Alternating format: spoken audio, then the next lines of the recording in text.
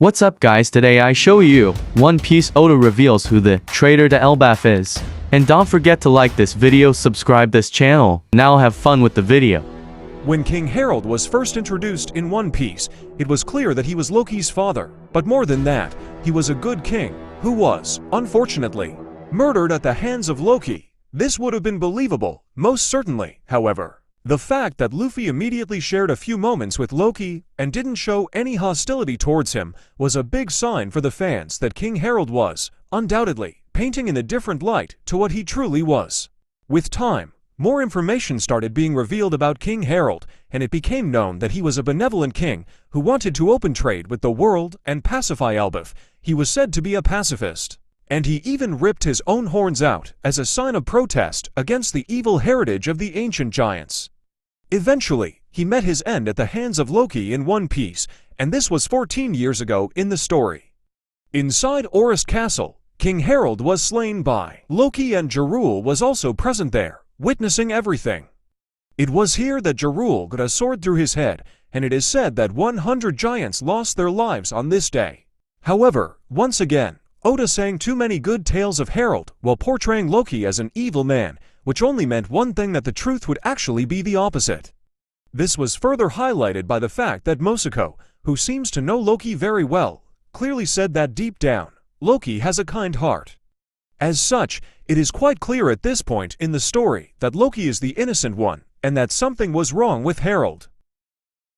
Now that it is clear that King Harold was not the great leader that he was believed to be, it is time to look at why that was the case. Harold seemingly had connections to the world government, or at least he wanted to forge them. This is clear from the fact that there was an abyss circle right next to the throne room in Orist Castle. As such, the Holy Knights had most certainly come to Orist Castle before they appeared there in One Piece. Chapter 1130. This means that 14 years ago, the Holy Knights already had come to Orist Castle once, at the very least. As to why they would have come to Elbaf, the answer is simple. They simply wanted to gain control of the country back then, as well. What exactly happened back then isn't known. But One Piece Chapter 1140 gives fans a lot of interesting context about the whole situation.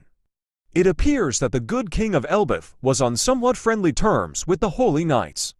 When, in One Piece Chapter 1140, the Holy Knights arrived in Elbaf, they clearly asked Shamrock why he was there, and if it was to go to Harold's grave.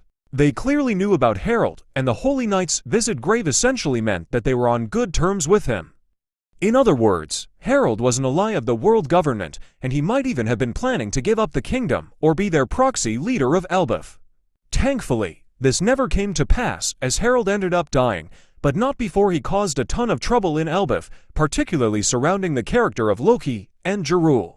In the Elbaf arc of One Piece, it was revealed that the one who had killed Harold was none other than Loki. However, this may or may not be true, which makes perfect sense as things stand.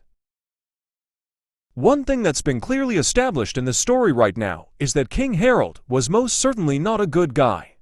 Whereas the giants of Elbaf wanted to save their heritage, and even had a legendary devil fruit saved for the right warrior to come and claim, Harold wanted the country to be sold to the world government.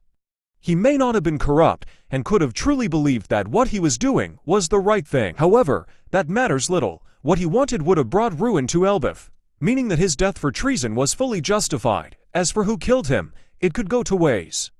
It is possible that the one who killed Harold was none other than Loki, as was mentioned. This would make sense, especially knowing how much Loki despises the celestial dragons. Not wanting Elbaf to fall into the government's hands was likely his reason. But there could have been a bigger twist here as well. It is possible that the one who ended up killing King Harold was none other than Jarul, one of the heroes of the giants. Jarul was against the trade idea of Mother Caramel long ago, and it would make sense that he wasn't on board with King Harold's idea of wanting to make a deal with the government either.